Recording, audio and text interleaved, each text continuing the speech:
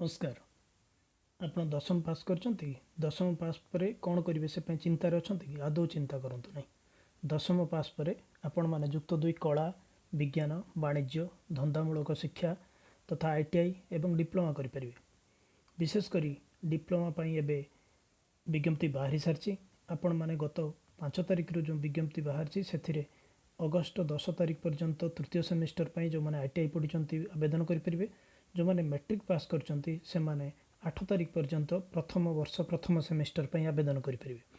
ए बाबद रे विशेष सूचना dtetodisha.gov.in रे बाहरी। आपण मैंने उभय इंजीनियरिंग डिप्लोमा एवं नॉन इंजीनियरिंग डिप्लोमा पर आवेदन करेंगे। यह पढ़ाई आपण मैंने मोट 35% मार्क रखा दरकार एवं विज्ञान इंग्राजी तथा गणित रे 30% मार्क रखिले आपण डिप्लोमा आवेदन करेंगे।